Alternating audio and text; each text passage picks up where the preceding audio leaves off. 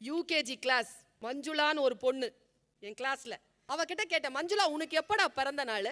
அவ சொன்னா, எனக்கு வந்து இன்னும் 3 days இருக்கு மிஸ்னு. உனக்கு என்னடா வேணும் கிஃப்ட்டு? கிஃப்ட் தருவீங்களா மிஸ் அப்படின்னு. கண்டிப்பா தரேன். என்ன? பார்பி டால் மிஸ்னு. நான் பார்பி டால் உனக்கு தரேன், ஆனா நான் சொல்ற ஒரு வேலையை நீ செய்யணும். என்ன மிஸ்?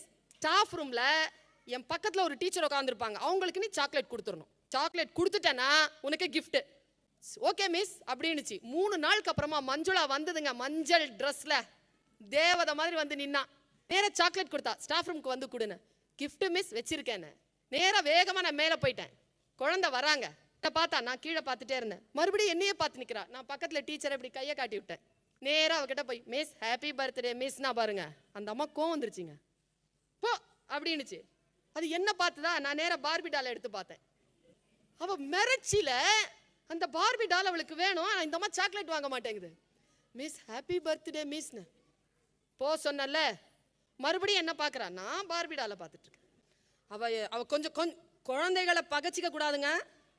பெரியவங்களாவது மான மரியாதை பார்ப்போம். குழந்தைங்க அதுக்கெல்லாம் தெரியாது. அதுக்கு ஓர்மை வந்துருச்சு, முடிஞ்சு போச்சு கதை. கண்ணீர் போகுதுங்க. கண்கள் எல்லாம் விரிந்த நிலையில் அந்த மஞ்சுளா சொல்கிறாள், மிஸ் ஹாப்பி பர்த்டே மிஸ் அப்படிங்கிறா. தெரியும் போ. நாங்க சாக்லேட் எடுத்துக்கோங்க மிஸ். வேண்டாம் போ. என்ன பார்க்குறா? நான் அவளை பார்க்கவே இல்லை, நான் பார்பி டாலை தான் பார்த்துட்டு இருக்கேன். நீ கொடுத்தனா உனக்கு பார்பி டால், கொடுக்கலன்னா உனக்கு கிடையாது. நீ கொடுத்துட்டு பார்ப்போம். போ வந்துருச்சிங்க அவளுக்கு. பார்பி டால் கிடைக்காதுங்கிற நிலைமைக்கு வந்துட்டா அவ. கடைசியா பார்பி டால் கிடைக்கலனாலும் பரவாயில்ல, இந்த அம்மா ஏன் வாங்க மாட்டேங்குதுன்னு கேட்டுறணும்னு முடிவு பண்ணிருச்சிங்க. அது கடைசியா ஒரு கேள்வி கேட்டாங்க. அவ எடுத்துக்கோங்க மிஸ். வேண்டாங்கிறல்ல.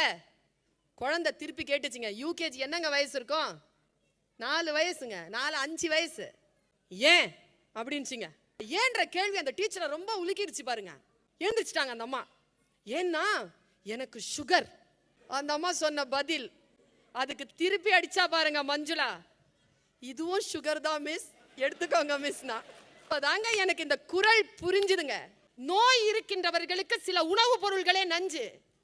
ஆனால் சபையில் நாகரிகம் கருதி உன் நோயை கவனிக்காமல் உன் நோய்க்கு எதிராக இருக்கக்கூடிய நஞ்சாக இருந்தாலும் நீ சாப்பிட்டு விட, அதுதான் உன்னுடைய நாகரிகம் என்று சொல்லிக் கொடுக்கின்ற அந்த குரல், சர்க்கரை வியாதிக்காரனாக நீ இருந்தாலும் குழந்தை சர்க்கரை துண்டை நீட்டுகின்ற பொழுது அந்த குழந்தையின் மனம் வாடிவிடக்கூடாது என்பதற்காக யார் ஒருவர் எடுத்து வாயில் போட்டுகிறார்களோ அவர்கள் நயத்தக்க நாகரிகம் கொண்டவர்கள் என்று இந்த குரல் எனக்கு விளக்கம் சொன்னது.